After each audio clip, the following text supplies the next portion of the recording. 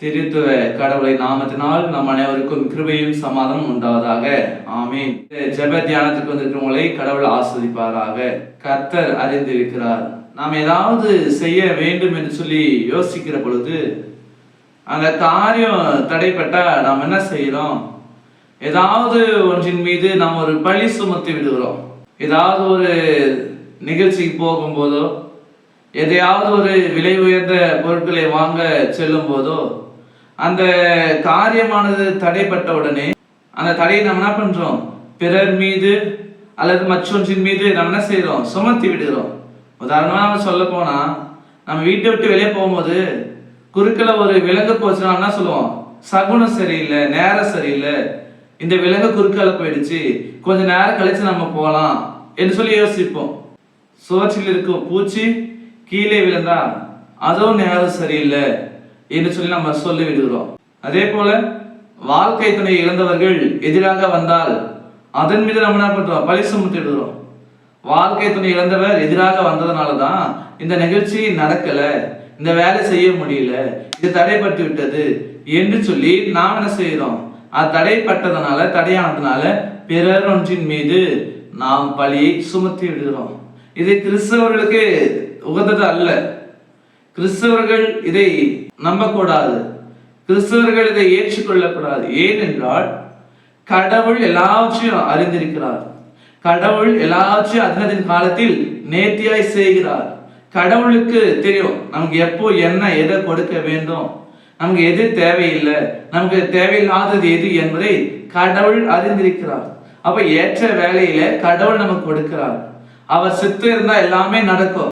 அதே போல அவருடைய சித்தத்தின்படியாக நமக்கு எதையெல்லாம் தேவையில்லையோ அதையெல்லாம் அகற்றி விடுகிறார். மற்றவர்களை போல நாம என்ன செய்யக்கூடாது? விலங்கின் மீது, பூச்சின் மீது, சக மனிதன் மீது நாம் பழி போடக்கூடாது. இதனாலதான் தடைப்பட்டது, இவங்களாலதான் நடக்கல என்று சொல்லி நம்ம பழி போடக்கூடாது. எந்த வேலையாக இருந்தாலும், எந்த காரியமாக இருந்தாலும் கூட நாம கடவுளத்துல ஒப்பு கொடுத்து ஜெபிக்க வேண்டும்.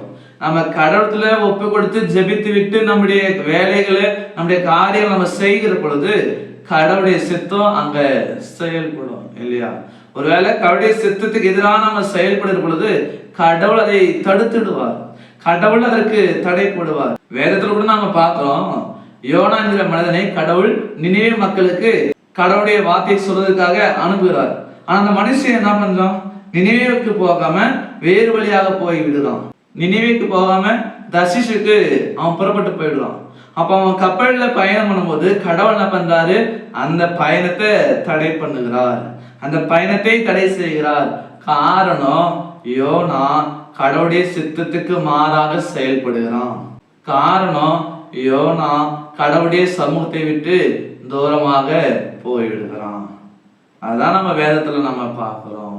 யோனாவின் புஸ்தகம் 1ஆம் அதிகாரம் 4வது வசனம் இப்படியாக சொல்லுகிறது, கர்த்தரோ சமுத்திரத்தின் மேல் பெருங்காற்றை வரவிட்டார், அதனால் கடலிலே பெரிய கொந்தளிப்பு உண்டாயிற்று, கப்பல் உடைந்து போகுமோ என்று நினைக்க வேண்டியதாயிற்று.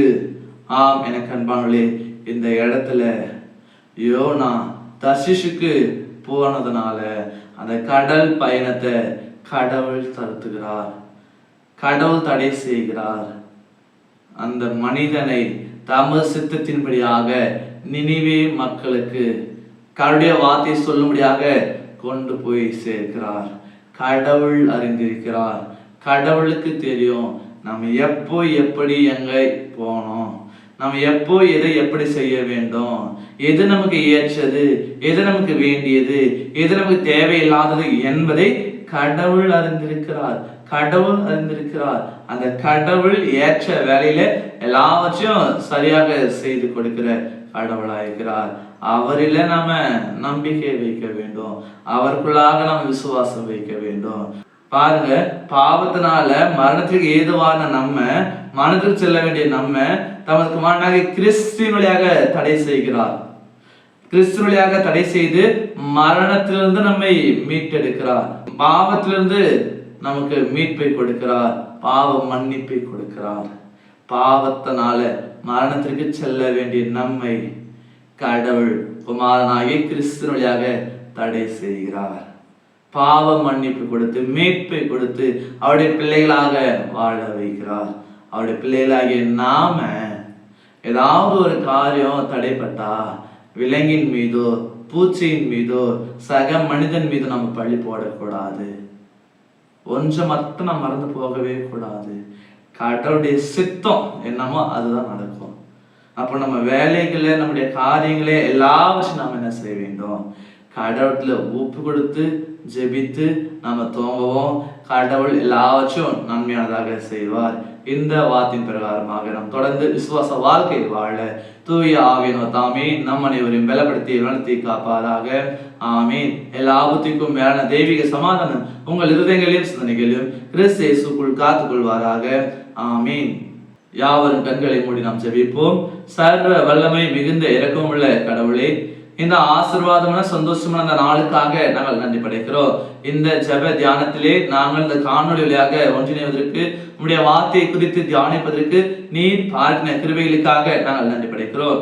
நாங்கள் மற்ற மக்களை போல தடை ஏற்படுகிற பொழுது விலங்கின் மீதோ பூச்சியின் மீதோ அல்லது சக மனிதன் மீது நாங்கள் பழி போடாதபடிக்கு எல்லாமே என் இயேசுடைய சித்தம், என் இயேசுடைய சித்தத்தின்படியாக நடக்கும் என்ற அந்த தெளிவான நம்பிக்கையில தொடர்ந்து விசுவாச வாழ்க்கை நாங்கள் வாழ்வதற்கு கர்த்தர் எங்களுக்கு உதவி செய்ய வேண்டும் கூட நாங்கள் செபிக்கிறோம். சுவாமி, நீர் இந்த நேரம் முதற்கொண்டு எங்கள் எல்லாரையும் பாதுகாத்துக் கொள்ளும், எங்கள் எல்லாரையும் ஆசிரியம், எங்கள் எல்லாரையும் வளர்த்த வேண்டும் கூட நாங்கள் செபிக்கிறோம்.